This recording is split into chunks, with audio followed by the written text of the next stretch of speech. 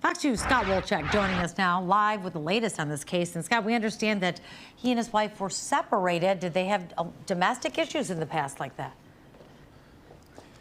Yeah, Taryn, you know what? This is something where the young victim, Stella Davis, 23 years old, had a 1-year-old child, and her friends and family confirmed that she had filed for divorce against the man who was charged with her murder, and that man is Sydney Davis. The two were together for a while. Friends and family tell me that, yes, there was a history of some bad stuff there, right? They couldn't go into a ton of detail about that, but there was a history. She was doing everything right, and then this unfortunate thing happened. Now, what police are saying is that Stella and Sydney Davis allegedly met up at this Meyer gas station for a safe custody handoff, basically, right? The dad wanted to see the 1-year-old kid, and friends and family have said that Stella was such a kind person that she knew that the kid needed to see the father, even though she was afraid of this guy. Take a listen.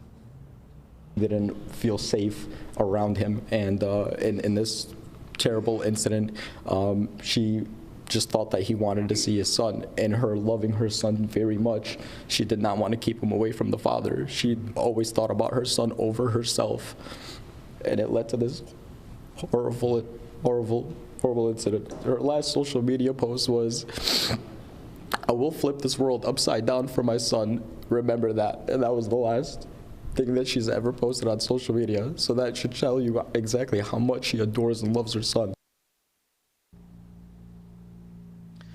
And one of the most tragic parts about this, police say that that 1-year-old boy was there at that Meyer gas station when this happened. Now, what we know is that Davis's bond was denied. He was charged with first-degree murder. As for Stella, friends, family, they all met here at the Great Baraboo Brewing Company. This is where she worked. They all got together, just holding each other up in memory of her, and they're trying to raise some money for her 1-year-old boy, making sure that he has something that, some type of future and finances in the wake of this terrible, terrible tragedy. Friends and family tell me that, yeah, you know what? She was having a hard time with this guy. She was afraid of him, but she was a strong woman, right? You know, she grew up in the foster care system, and she worked very hard, and she loved her little boy, Elliot, very, very much. You know, she worked here at the Great Baraboo, where a lot of her friends came together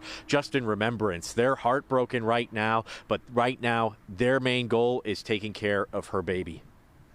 Think about Elliot every second of the day, how he's never going to see her again, and how that breaks me, that someone could do this. The only thing that she'd be telling us right now is, you make sure my baby's safe. And that's the only thing that we want to do is take care of him, because she can't anymore. Yeah, I mean, it sucks. It sucks really bad, because, all we want is for her to be here, and it shouldn't have been her. She has a village behind her, that's for sure. This village definitely helped her, because it does take a village to raise a kid, especially as a single mom. She did get a divorce, and it was getting finalized. It was just, some people can't handle rejection. You know, this entire thing happened at that Meyer gas station in broad daylight around this time, right? You know, and it's one of the things where it happened in front of that little boy. So just a terrible story all around. Sydney Davis, he was denied bond. His next court date set for October 7th. We'll keep you updated with the very latest. Reporting live, Clinton Township, Scott Wolchek, Fox 2 News. Taryn, back to you. So heartbreaking, Scott. I mean, do we know if they had a history of violence throughout their time together as a couple? You know, I heard from Stella's brother, who said that, it sounded like there was some abuse going on there, right? You know, these are allegations. He said that she went to the police numerous times. She would text him. Lots of her friends said the same type of thing. You know, they were worried about this guy, but she was doing everything right. You know, she filed for divorce, and the only reason that she met up with this guy was he wanted to see his son. She loved her son. She knew that it was a good thing for him to see his dad, but nobody expected this.